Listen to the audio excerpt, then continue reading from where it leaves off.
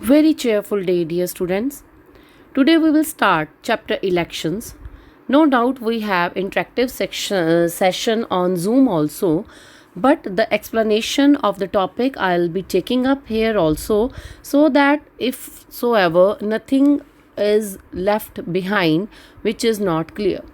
Now starting with the term election. The chapter is about election and representation. Your book 1. Election. Election is a process of electing the representatives for legislature. So, elections they are very important because without elections democracy is not possible and rule of the people is neither possible nor desirable. Without elections, it is not possible to select the representatives. As you know, elections are very important. Free and fair elections are conducted here in India, and for states and for our nation, we have the procedure which is known as elections, and they are very helpful in electing a representative and the government which will be answerable and accountable to the people. So, it is not possible for all the people to sit at one place and select the representatives on the basis of knowledge and education. Hence, elections are essential for a democratic system. So, in India, elections they are very important because for representative democracy, elections they are really important and they are held regularly in any democracy. Elections mean electoral competition. Like electoral competition here means for elections, representatives they contest elections and we as citizens of India through adult franchise like whosoever has attained 18 years or above age is entitled to vote. So one vote, one man is exercised here in India by giving political equality to all the citizens. Next come its meaning like it is a procedure where persons are chosen by voting to represent the voters for running the government, or it is an organized process in which people vote to choose the persons who can represent them in parliament or the state legislature. Then because without democracy elections they are meaningless, so term democracy is derived from the Greek words demo and kratos, the former meaning the people and the latter implying to power. So democracy means power of the people. In other words, democracy is in easy language we can say that democracy is of the people, for the people and by the people. So in this like representatives, people they elect representatives they form the government and then government work for the welfare of the citizens and for the nation, and they make laws which are obeyed by the people again. So in other words, if we can explain democracy in easiest language, it means democracy is of the people, for the people and by the people. Then this election term, it is often thought as of the heart of the political process. A device, elections, they are the device for filling an office or post through choices made by a designated body of people, the electorate. So elections is a important term. Now functions of election, why elections are required, what is the function performed by the elections? It is like recruiting politicians they are being recruited through elections. We elect and representatives are there, and making of government is the another function. Then our representation is being there over in the parliament, and then influencing policy, the policy which is for the welfare of the people or for the nation, that has been influenced by the elections. And then it also help in educating voters, they come to know who has worked for the nation, who has taken the various policies they have been implemented, and it has been taken into account that all the citizens of India are benefited. And then building legitimacy and strengthening the elites. Like in our India, this election is a process for electing representatives, and they also they are accountable to the government, and the government is run through the elected representatives. So when elections they take place after the expiry of fixed tenure of legislative body, it is called general elections. So elections is a process of electing the representatives for legislature. Then what are the main functions like they are being performed? The best way is to choose representatives through elections. What are the various functions they are being performed?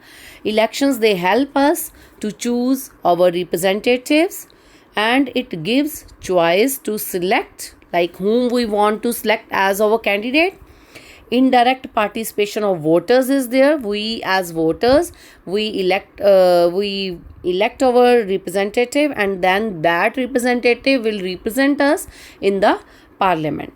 Periodic elections build pressure to perform or perish. Like periodic elections are held, so it is a pressure on the government to work for the welfare of the people, so that next term if they want to come, so they have to be very much accountable to the people, so that they can be elected next time also. Then comes to know about political parties and their ideologies. Like as voters, we come to know about the various political parties and their ideologies.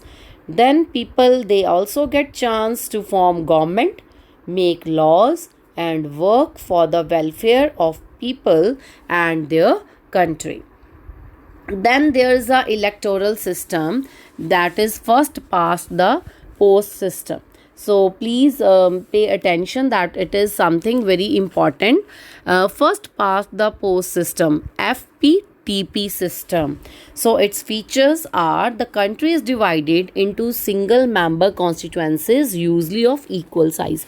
Like our country is divided into various constituencies, and voters they select a single candidate, usually marking his or her name with a class on a ballot paper. Like ballot paper pe they choose their voter candidate whom they want to get elected. The winning candidate who gets the maximum votes is declared as a winner. So first past the post system is also known as territorial system.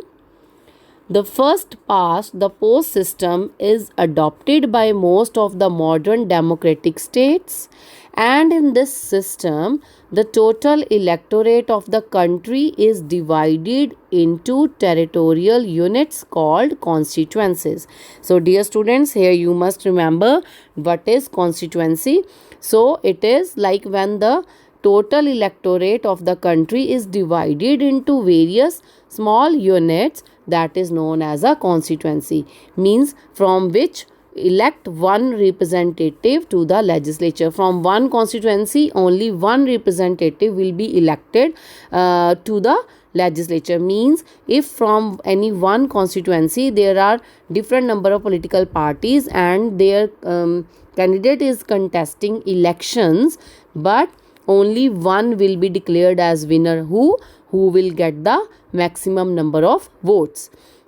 So at present Lok Sabha consists of 543 elected members and 2 are being nominated by the president. So hence the entire country is divided into 543 constituencies. So whenever there are elections in our country, so our entire country is divided into 543 constituencies. Each constituency elects one representative. I hope this is very much clear. Like from one constituency there will be one person who will be elected as representatives. There can be number of candidates contesting in election, and one party may be giving ticket to one candidate from one constituency. There will be number of political parties, say 10 political parties are there. So 10 members, 10 persons will be contesting elections, but out of those 10 only one will be declared as a winner who is going to get maximum votes, more number of votes. Clear? So every citizen of India of not less than 18 years has the right to vote. So who has the right to vote? Who can exercise the political right? It is the person who is 18 years or above has the right to vote. The voting is by secret ballot system. Like secretly he will vote, nobody else can know whom he has voted. The candidate who secures the highest number of votes in that constituency is declared elected. This is the main crux of FPTP method. Like the candidate who secures the highest number of votes in the constituency is declared elected. He will be declared elected. The winning candidate need not secure a majority of the votes. Means it is only among other members, among other persons who are being contesting in election, he must get votes more than them. It is not like he must get majority of votes of that constituency. It is basically he must get maximum number of votes other than his competitors.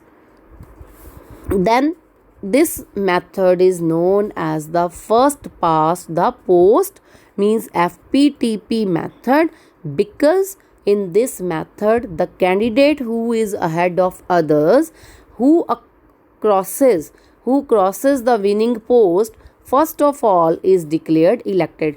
So here through one example I am explaining. Suppose in your class there are 50 students and we have to elect one monitor for the class, and from those 50 students, suppose there are 3 candidates for that post of monitor. Then those 50 votes will be divided among 3 candidates. Okay, and then what will be the problem? Maybe 2 or 3 may be absent on the day of voting, or 2 or 3 may not be coming for voting. They will be neutral, like they don't vote at all. This type of scenario is there. So suppose let it be there are 40 students now, means 5 they have been absent and 5 they don't want to vote. So 40 students are there, they have to vote for the 3 candidates. So it is like, it is not vote 10 votes, it remain as it is. So out of 40, who will get maximum number of votes will be declared as the winning candidate. No doubt those 10 votes, like 5 are absent and 5 have not voted, those 10 votes have not been there. So still the out of 3, who will be declared winner? Who got the maximum number of vote among the other 2 candidates. So here the advantages of this method: the system establishes a clear link between representative and constituents and ensuring that constituency duties are carried out. Like it's a direct link between the constituency and the representative who is representing that particular constituency. It offers the electorate a clear choice of potential parties of government. Like electorates, the voters, they have a clear choice whom they want to vote, they can vote. It allows governments to be formed that have a clear mandate for electorate and often on the basis of plurality support amongst the electorate. Then it keeps at bay the extremists, and it is more difficult for small radical parties to gain seats. So it is like free and fair elections are to be held, and it's person's choice whom they want to vote. And moreover, this method helps in making strong and effective government in a single party usually has majority control over the assembly. Then it also help in producing a stable government. Then this method has disadvantages also, because there are always 2 sides of a coin. So disadvantages, like this system wastes many votes. How this system wastes? Like some may not cast vote, some may cast their vote to the losing candidate who has not been the winner. So this way number of votes they have got wasted. It offers only limited choice, and moreover sometimes it is like two political parties, they have more of the influence over there. Rest small parties, they didn't come over the scene, or maybe there's only in out of 543 constituencies there are only 5 or 6 or very nominal number of candidates who are being contesting the elections. Then it determines the legitimacy of government, in that governments often enjoy only minority support, producing a system of plurality rule. It creates instability also, because a change in government can lead to a radical shift of policies and direction. Because whenever a government is changed, like if the number of minority parties they come together and form a government, then it creates a instability.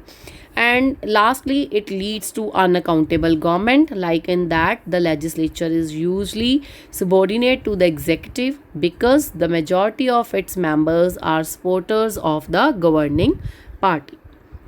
So dear students, with this the first part of the chapter I have done, and you all are requested to go through the video thoroughly, so that you should be able to work upon the assignment which will be posted on your classroom app. Thank you and have a nice day.